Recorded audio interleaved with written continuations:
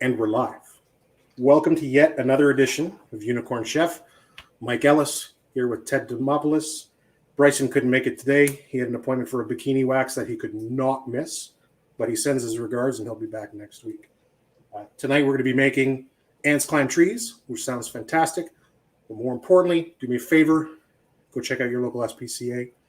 Donate $1, donate some time. They need us. We need them. If you're following along tonight, you're cooking, use the hashtag Unicorn Chef on all your social media, Facebook, Instagram, Imager. We don't really care. Just use the hashtag Unicorn Chef. And welcome to Ted Demopoulos. Good morning, buddy. Thank you. It's a pleasure to be here. Did you want to talk about your charity? I'm even organized. Fair. So question for you then, my friend. What are you drinking? Well, a relative passed away, and they gave me all of the weird stuff that nobody knew what to do with. And I didn't know what this is. It's all in German. It's clearly not from the United States. Kirsch? I talked to a cocktail and restaurant critic named MC Slim at JB, and he said, "Oh, that's cherry eau de vie," and he's like, didn't know what to do with it. So I'm making a classic pisco sour, which is made with Peruvian brandy, but I'm using this German cherry stuff instead. So I've got this almost put together. It needs an egg. Just the egg white. I'm feeling very, what was that Tom Cruise movie where he's on the beach? If I put the egg yolk in, it might poison me. Fair. No, it won't. And this will just take a second. Now, the trick with egg yolks is you got to shake them before you add the ice, and they're going to make a mess no matter what.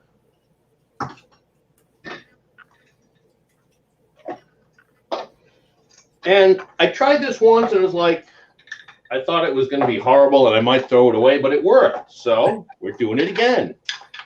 And I don't think you can get this cherry stuff in the United States, to be quite honest. Yeah, I don't know. I've never seen it, but I haven't had the chance to try it since. So, and it's ready. Your shaking technique was beautiful. Thank you. Pour it in the cup. A little bit of bitters on top. Angostura. Yes. Sweet. And let's see if I like it as much as when I was a few drinks in and made it last time. A pretty drink. Oh, it's really good. Nice. I guess an egg yolk makes it nice and frothy, nice and white. It does. It adds substance more than anything. And if you're vegan, you can actually use water from canned chickpeas, and they work remarkably well. Fair.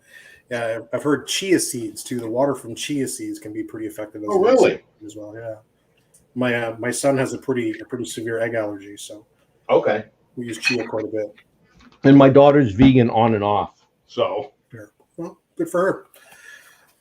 Tonight, though, to honor you, Ted. Normally I drink Black Box, but I spent an extra couple dollars, and I got the Nighthawk Black Rich Wine Blend because it's won 50 awards. That is an impressive box too. Thank you. So let's dive into this. What do I need to do to make ants climb trees? And sorry, why do they call it ants climb trees? Okay, the noodles that you put in there, and I use a mung bean noodle. These look like branches of a tree. Cool. And the green onions, which I've already chopped, look like leaves. And the chopped beef looks like little ants climbing in the trees. So that's what my Chinese cooking teacher told me. Very nice. Cool. And there's a couple different kinds of noodles I use. You can use rice noodles, which are easy to find. I found these in the supermarket. You can get them on Amazon.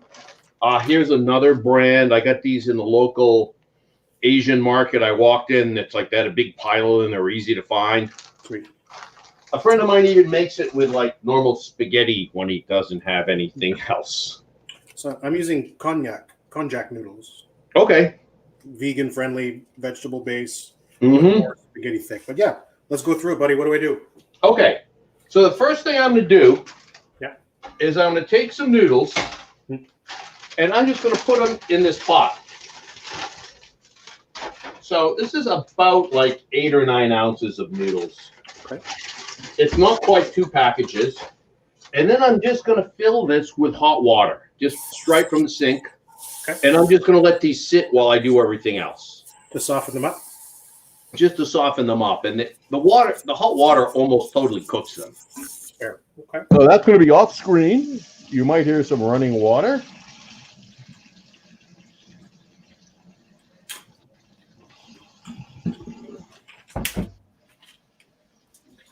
And now for the meat. My teacher taught me to use beef. She always used beef growing up, and she grew up between Taiwan and Canton, and her father was from Szechuan, so she cooked a big mixture. Wow, okay. And she always used beef. Some other people use pork and swear pork is more traditional. I'm using a Wagyu beef this time just because I found a package in the market and I was surprised. Fancy. You can basically use any kind of meat that's not too fatty. Lamb is a little too fatty. But almost any kind of beef works.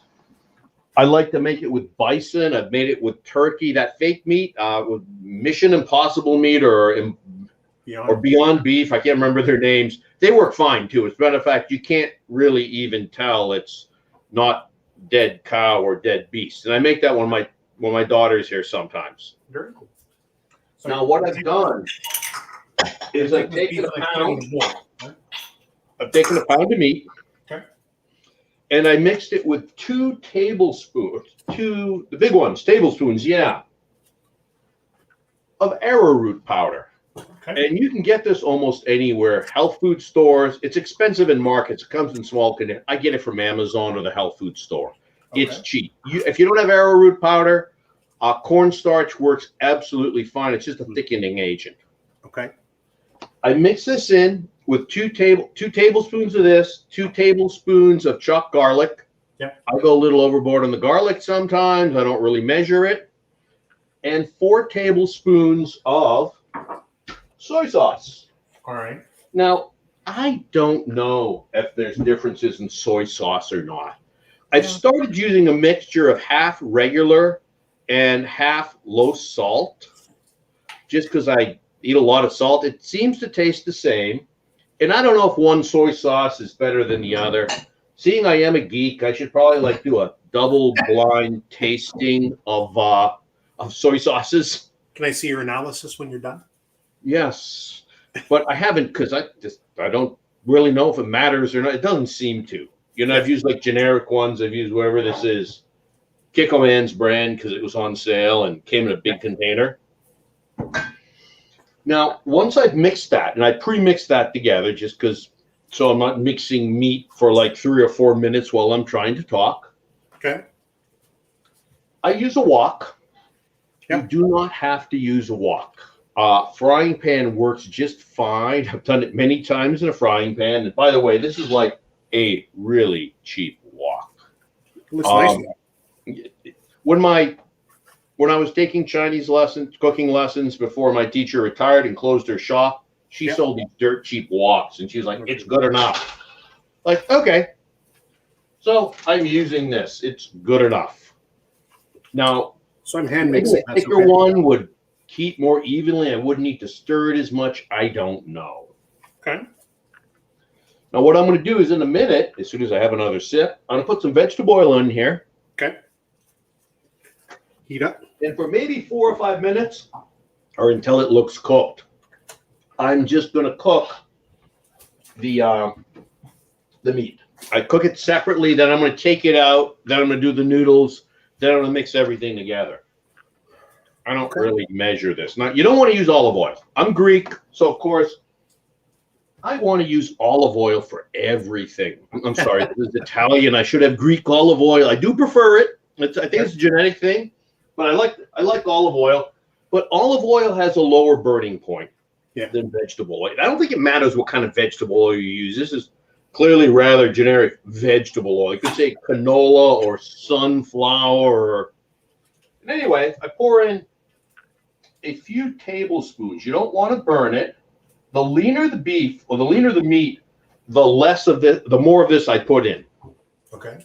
And you can use extremely lean beef for this if you want. You can use that 93% lean if you want. It doesn't matter. You just want enough oil that it doesn't burn. I'm going to let this heat up for a few minutes. Then I'm going to put this in and start stirring it. And this becomes kind of like the boring part. Usually there's a crowd of people telling me to like hurry up and finish. They're hungry. Fortunately, my daughter's upstairs. And I would like to give a shout out to my friend Surf Chick, who wrote on Facebook saying that's always Ted's favorite recipe at all of his parties. And hopefully I'll be able to invite her to parties soon because I haven't really been having them for about 17 months for somewhat obvious reasons. Well, if Surf Chick is in the comments, by all means, say hi. Hopefully she is. If not, I'm sure she will watch the replay. All right. Now, is it okay if I cut an onion into this? Huh? Is it okay if I cut a fresh onion into this? Oh, yeah, absolutely. Yeah. I often will throw random veggies in here, too. Sometimes I'll cook the veggies separately ahead of time. Sometimes I'll just mix them in together. I like mushrooms. I like onions. Napa cabbage is killer in this. Yummy. It just adds another step, and I've never cooked live before. It's always been recorded. You're doing great. Not really. Should I do the onion? It really tastes good. Oh, cheers to you, my friend. Cheers. I may need to go to Germany to get some more. Should I cook the onions with the beef, or should I cook it separately then? You could do either. I might start them without the beef for 2 or 3 minutes just to soften them. Sure.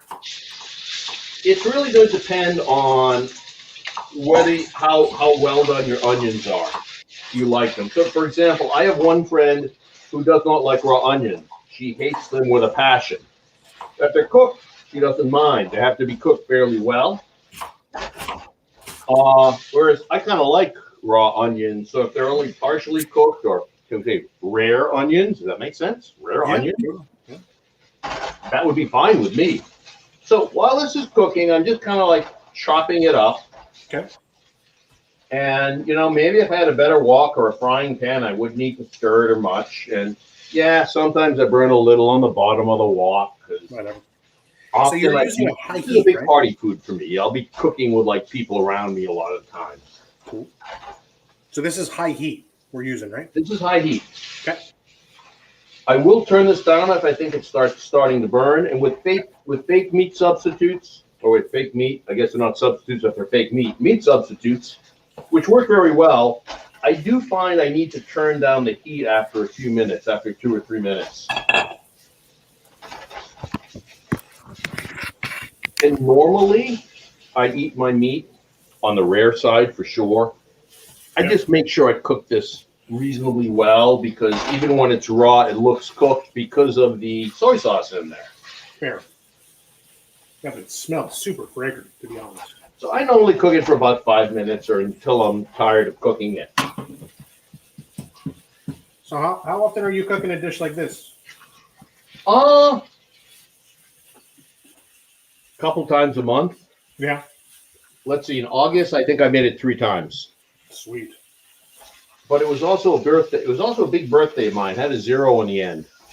And I'm not 20 or 30 So anymore. It's 40? 40, 50, 60. I'm not 70 or 80. I know that. That I'd remember. Happy belated birthday. And so I had some birthday parties with them in, outdoor events. I'm a little cautious about what's going on, although I was on an airplane last week, so. Well, we're I hate the term now because it's so regurgitated, but the times they're unprecedented for us, You got to be as safe as you possibly can. Mm-hmm. Yeah, I've been out of the house, I think 2 times really. They've actually gone somewhere since a frantic flight back March 13th, 2020 from the Middle East. I was sitting on the Red Sea. I was going to go on vacation. I was finishing work. Wow. And oh no, frantic flight back. Oh, and my cousin Andrea's watching. Hey, Andrea. She's eaten this a few times. This is cooking quite well. Yeah, it's definitely simmering away.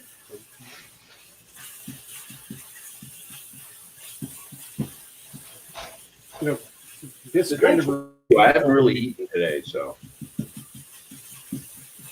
Or eaten very little. It's been a busy day. And I'm probably going to give this like maybe another minute or two. Yeah, I've got a little bit of time to go for sure before the meat cooks. I'm a little behind you.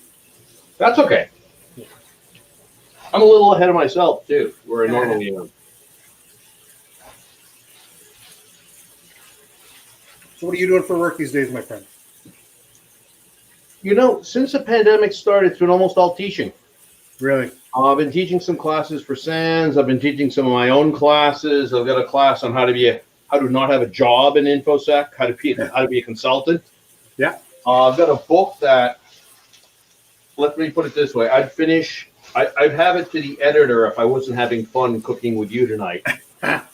It's so close to go to the editor. It'll be called something like, successful InfoSec consulting, or getting started with InfoSec consulting. Sweet. When can we see this on the bookshelves? Mm-hmm. When are we going to see this on the shelves? You'll see it on the shelf sometime. I'll be glad to send you one. Just remind me. I've already hired the editors, and Really? I'm still publishing this one. The last books I've done have all been, officially published or commercially published. So this appears to be done. Okay. I am just going to move this into a container.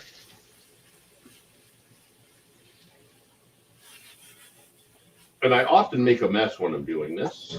Yeah. I can hear my wife in the background saying, "Stop tossing the food in that pan." So it's funny. The lady that taught me how to cook Chinese food, Leon, had cooked several times with Julia Child. And I remember Julia Child, one of her favorite quotes. I cook with wine. Sometimes I even add it to food. She was local. So I know several people that actually have cooked with her in the past. No joke. Wow. They're all a little older than me, but. I'm not trying to dox you, but where are you located out of? I'm in New Hampshire. Oh, so am I. What about it? You are? Yeah. Where are you? I'm in Newmarket. I'm in Atkinson. Okay. I know where Atkinson is very well. Nice. I can even invite you over for food and drink someday then. I think you should be prepared for me to accept that invitation. Okay. So I am going to let this just sit here for a few minutes. Okay. Now, sometimes there'll be some extra oil or grease left in this. If there is, and it depends on the meat and how much oil you added and the phase of the moon. Okay. I will take it and remove the extra oil or grease. That is not traditional from my understanding, although I'm not Chinese. I did live there for a little while. Yeah.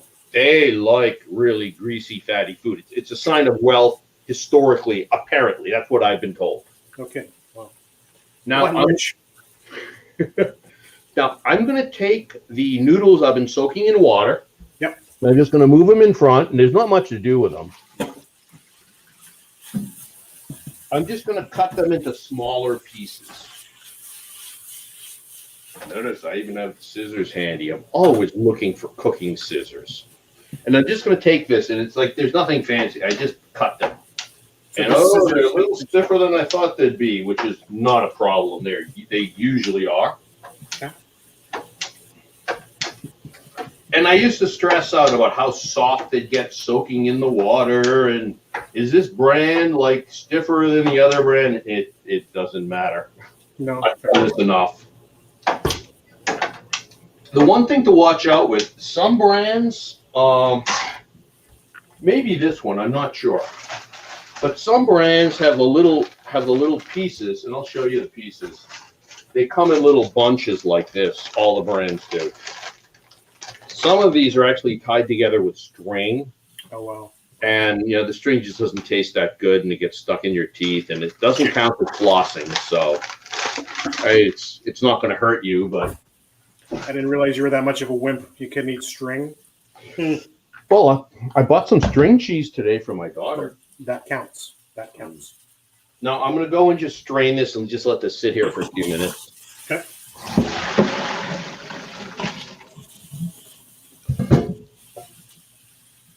My beef is good now, actually. So can you do me a favor, Ted, and just take a look at my pan, make sure I'm okay? Can't see it, but I'm sure I will soon. Yeah, it's looking okay. Yeah. Tastes amazing. There's something about garlic and beef, though. Yeah, absolutely.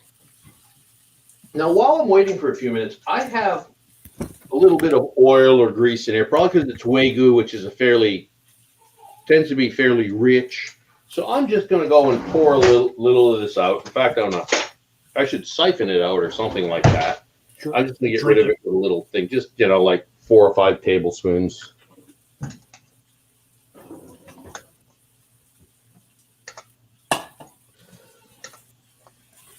So I have relatives in Atkinson. No joke. Yeah. And my wife and I moved here about 2 years ago. Okay. We were in Mass, in North Andover. I used to work in North Andover. Nice.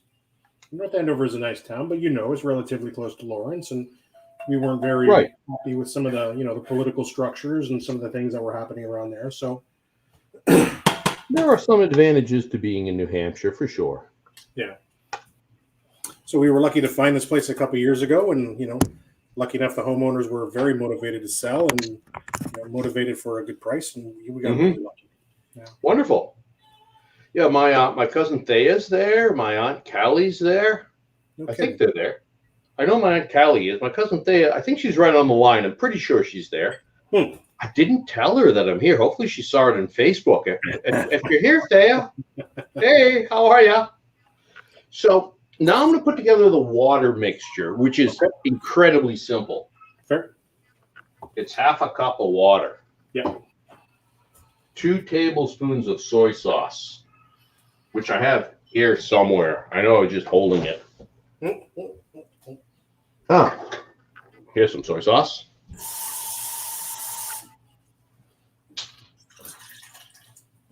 Before I put the soy sauce in, I'm going to put in the garlic sauce, the chili sauce. Now, this is a chili garlic sauce. There's 2 brands I find in all the supermarkets. One is chili garlic, one is chili. They both work. If I can't find these, almost anything works. You can use a hot bean paste. Sure. I have it here, a sriracha, which I can't pronounce right. I do like to use, this is actually, I think, Vietnamese. No, it says it's Californian. No, it's Vietnamese. Yeah, it looks like the same company that makes sriracha. Yeah, it does look like the same company, yeah. And I normally put 2 tablespoons in. Now, I go heavy on it.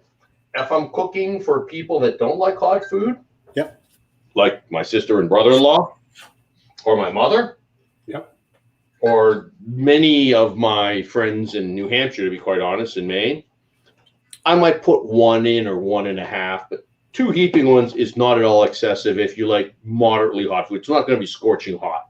Okay.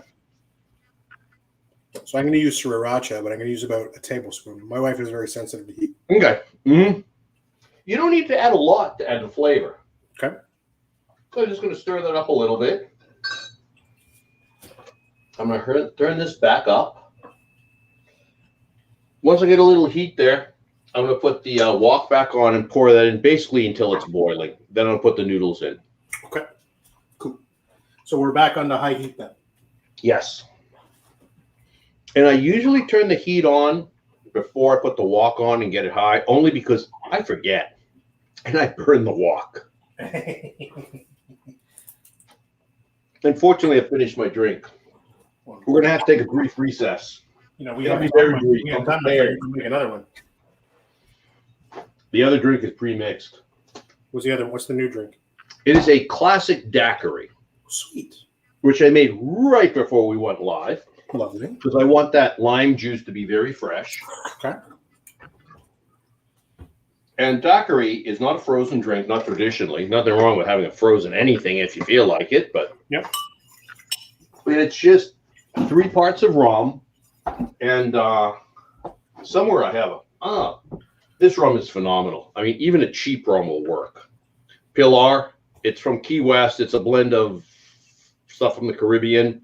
Okay. It's named after, who's that drunk that wrote a lot? His book, Hemingway. Hemingway. Yeah, Named sure. that was the name of Hemingway's boat. Maybe my second favorite rum for this is the Dirt Cheap Cruisin'. I think I paid $13 on sale for this 1.75 liter bottle. It's a great rum. It really is. I mean, if you have health insurance that covers glasses, yeah. So we have a question. That. We have a question. Rum, 2 parts water. I'm right. 3 parts rum, 2 parts lime juice, Yeah. 1 part of sugar water, simple syrup. So And the garnish is always good. We have a question in the comments for you. Mm-hmm.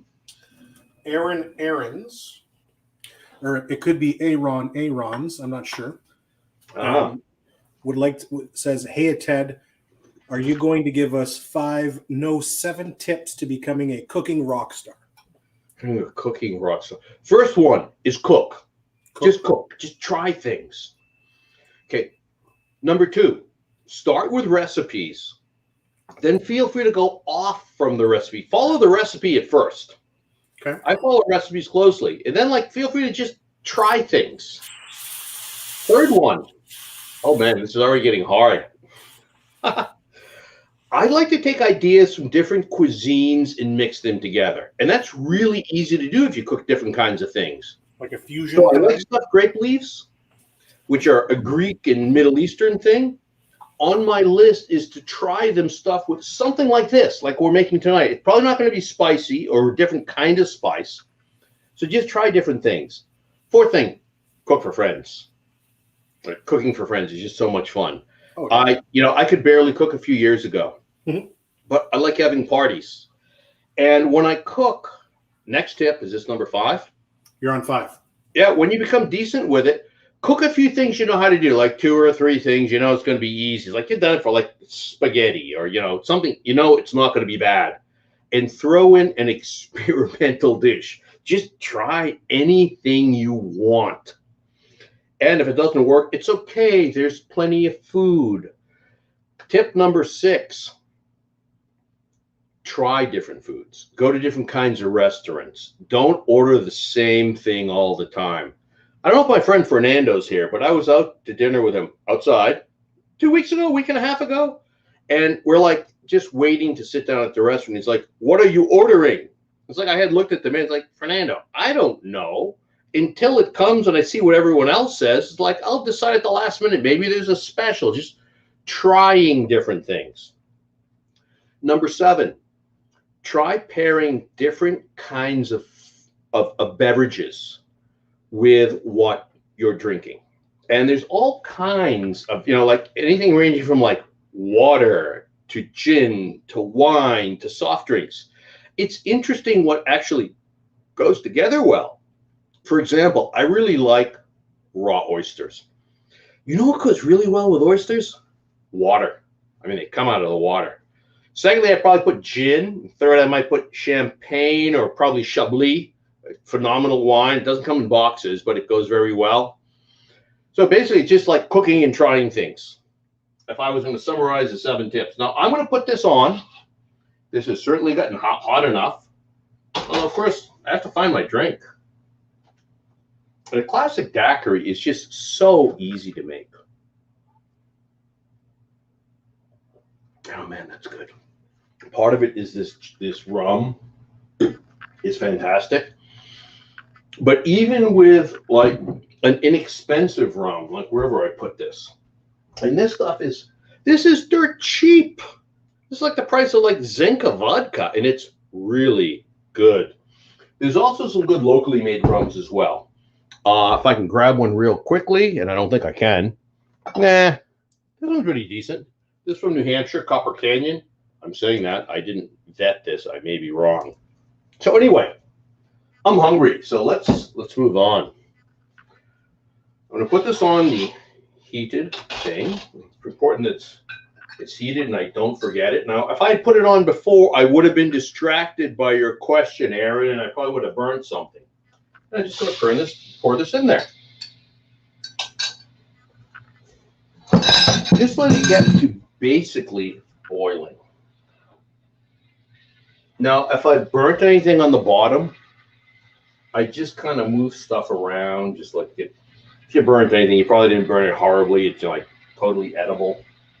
And once this is boiling or bubbling, I'm going to add these noodles that I've been draining. And it takes, I don't know, 2 or 3 minutes. The noodles will absorb the rest of the water. They will be fully cooked at the end. And again, it doesn't take a lot to fully cook them. And then I'll add the beef back, and then I'll add the greenery, which is, what do you call spring onions? Is there an official name for them? The green onions. They're here somewhere.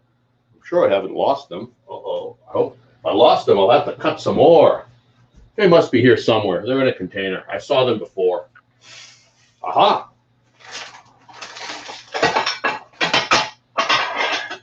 Now, a lot of recipes say to mince these. I don't worry about it. I just kind of cut them up. And these really don't need any cooking. A little heating is about all it takes. Okay, that's boiling. I think Mike may have disappeared. I'm not sure. Hope his cooking is going well. That's more important than his being here. Put these in.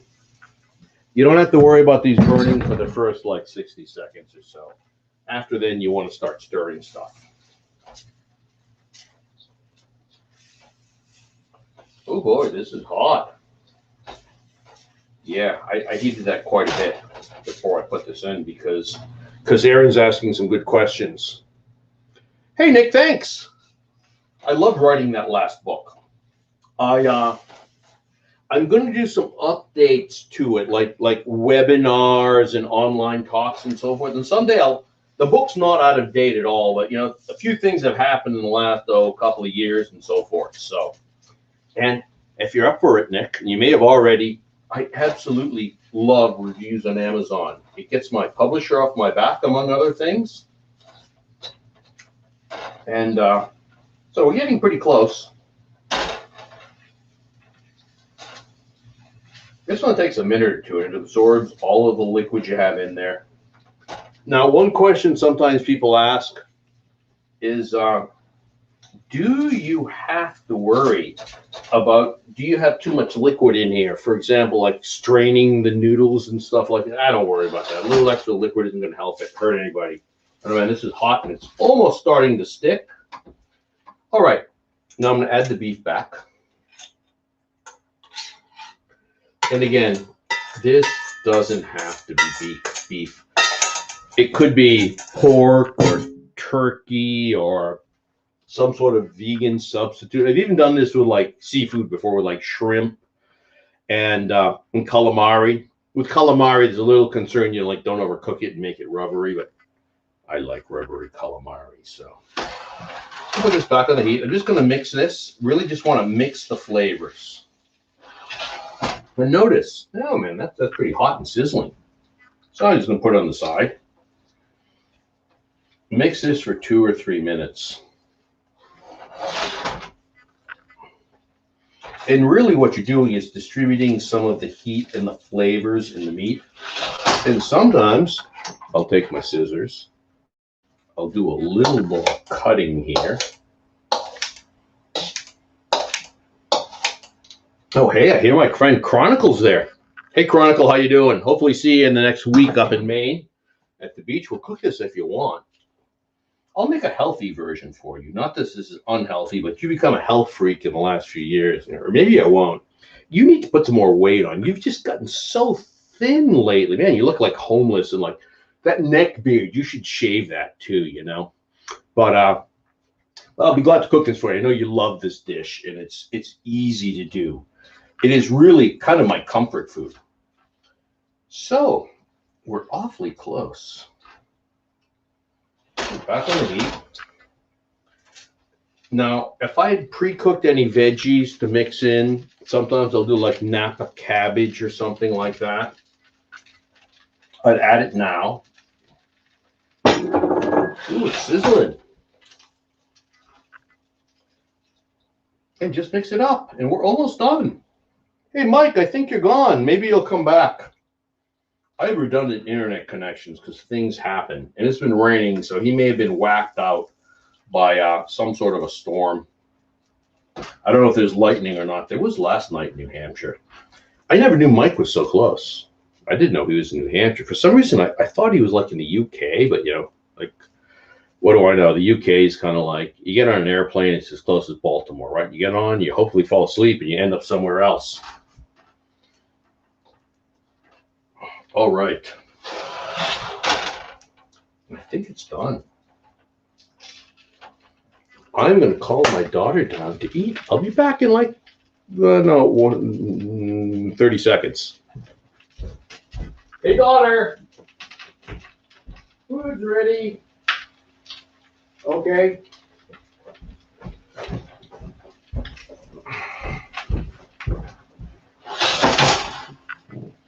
All right. And hopefully she'll be back soon.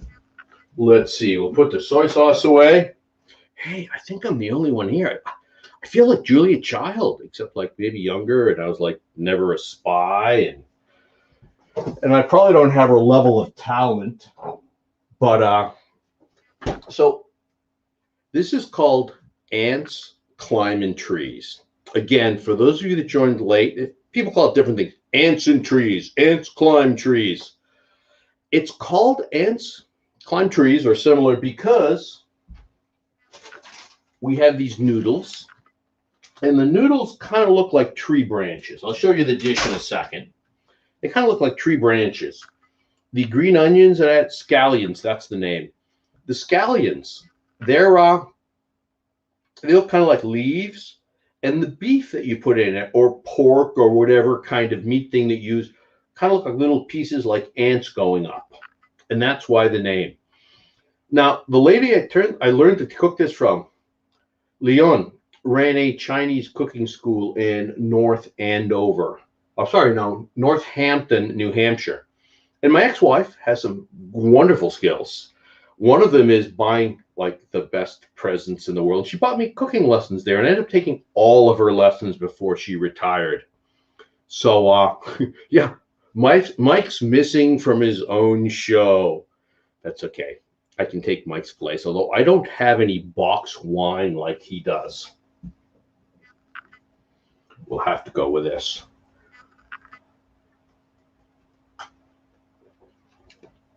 Now, the hard part for me is the serving, or it's both putting it into a serving vessel, and if you're giving it to actual people in plates, it's called plating. I've had the fortune of cooking with a cordon bleu trained chef, old friend of mine. It's funny because his wife, an old drinking buddy of mine, got transferred to London by Cisco. And they had this place, this horrifically expensive, very small house on Abbey Road, kind of like, like the Beatles thing. And it was really close to that. It was right on the same street. And he didn't have a work visa. So he went through the spousal re-education program. That might be a Chinese term, I'm not sure, like re-education camps. And this is a sexist thing. It was like 99% female. Actually, I think he was the only male, and there were like 99 women, because we don't have enough women in this field, quite honestly, in technical fields in general, and I think it would be an enormous advantage for everyone if we did. That's a side thing. So he couldn't work, so they put him through the spousal re-education program, and he was already a great chef. He was from Arkansas, so he knew how to do like ribs and grits, and he cooked for his entire family of like 25 brothers and sisters. They all lived like in a trailer with like a roof that leaked, and like, actually it wasn't that bad at all. There he lives a night. That's the Arkansas stereotype, which he plays on, so I'm just doing what he did. And anyway, they sent him to the Cordon Bleu Academy, which is quite expensive. It's shockingly expensive. And he became a much, much better chef. And I've cooked with him a few times. And the one thing I've learned is really, really good chefs try things. When I was asked before about like is it 7 tips to become a rock star chef? I'm working on it. I'm not remotely there. I'm not a rock star anything, but hey, we can all improve. I work on this. As we had some baby corn we were going to steam in London, and I was like, let's steam it in cherry Coke. We had gone to the local pub to borrow some dishes and some more chairs and so forth. So maybe not a surprise that I had an idea like this. He was like, yeah, let's do it. And I learned later that chefs try things. They don't know if they're going to work out or not. But if they don't work out, it's not a horrible, like, what can go wrong? If the cherry Coke steamed baby corn had, let's say, some horrible, like, chemical reaction and, like, looked something horrific, and it's just like, ugh, you throw it away because you cook enough food, right? It's like, it's okay. So you just try things. Anyway, he told me that my plating skills are really good. Now, this might be because he doesn't like to do it. I don't know. There might be some social engineering involved. So here's what I'm going to do. I'm going to take this. I'm going to put it in a dish so it looks fancy. If it's just me, I eat out of the wok, you know. Like, look, I'm a guy. I don't care. I just want it to taste good. I'll go put this in the dish so that I can show everyone what it looks like.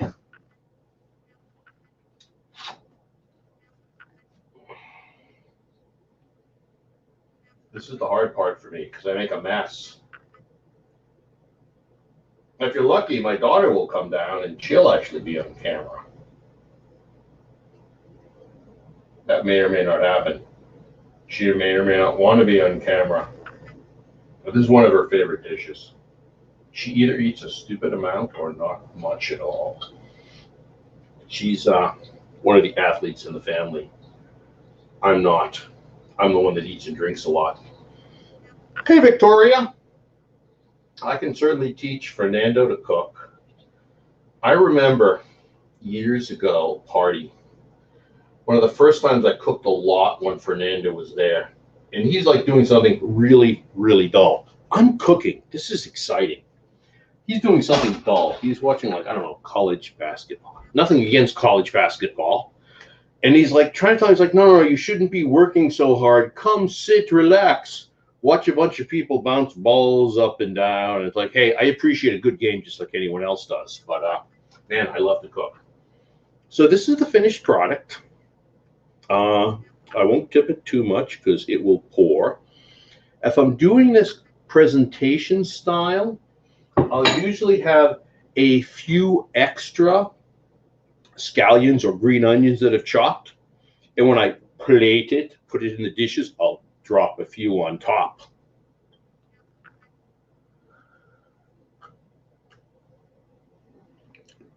Mike, you lost power. That could happen to me. I don't have redundant power. I do have redundant internet connections. Anyway, I'm going to start eating. I'm going to be with you for about another 5 minutes or so. Then we'll let everyone continue along. Mike, you lost power. Does that mean you couldn't finish cooking? Hopefully you got far enough that you could mix the noodles with everything else. Right? If you could mix the noodles with everything else. So I know the meat was pretty much cooked. You had the noodles, I think, in the water. The green onions, they don't really need cooking. I mean, you just kind of like heat them a little bit, and they're all fine.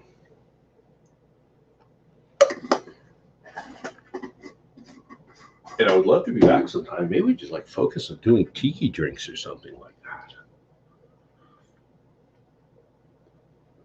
So let's try this. And I mean, the test is whether you like it or not, right?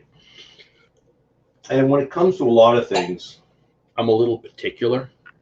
Some things I'm not. But it's like if you like something, it's good.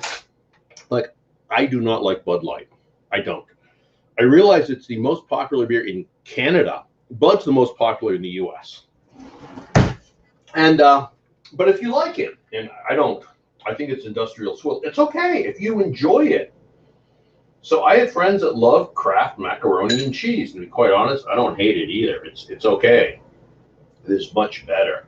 My favorite restaurant in Portland. Unfortunately, they closed.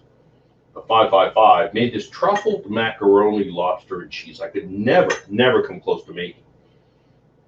Turns out they poach the lobster in butter, or they did before they went out of business, or I should say retired. There's no way I could. I couldn't come close to that. That's not better than mac and cheese. Than Kraft. That's like 5 levels higher. It's like 5 quantums better, just shockingly better.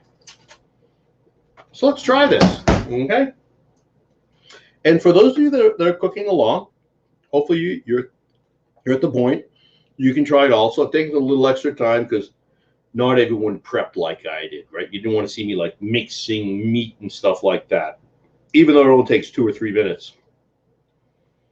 I'm using chopsticks. These are from renewable bamboo, or so they claim. I don't know if that's true. Oh man, this came out well. It's a little spicier than I thought. And maybe because Wagyu accentuates the heat I found, where some things don't. Like turkey, you can put more heat in and you don't sense it as much. Maybe it's the tryptophan or whatever's in there. Anyway, Victoria, I'll be glad to do a martini or drink class. That would be easy. This came out well. I feel like eating it all. I don't know if I want my daughter to come down. Anyway, I don't know how long we're supposed to go, 45 minutes or an hour. But I want to say thank you to everyone. I appreciate you being here. If anybody has any questions on cooking this or the drinks that I have, just email me. Misspell my name, Google me. You'll find my email, or it's ted@demop.com. This is a big thank to Mike Ellis, to Bryson, even though he's also not here. That's okay. Kind of wonder whether he's got the big wild beard or whether he's like, looking like a wizard or like a clean-cut boy band right now. I don't know. He has these very different looks. But like I said, but big thank you to both of them, but especially a thank you to all of you that are here, either live or those of you that are watching later. Any questions on like what I cooked or anything else, email me, follow me on LinkedIn, find me on Twitter at teddemop.com. And thanks, everybody. And with that, there's probably some buttons so I can press. I don't think my daughter wants to come down and eat with everyone here. And I know she's pretty hungry because she had crew practice and she's the jock in the family. I'm the eater and drinker. Thanks to everybody. And George, if you're there, I hope you are. I know you'll be watching the replay at least. Special thanks to you and everyone else. Bye. Thanks, everybody. This has been fun. If we can do it again, this would be awesome. Thank you.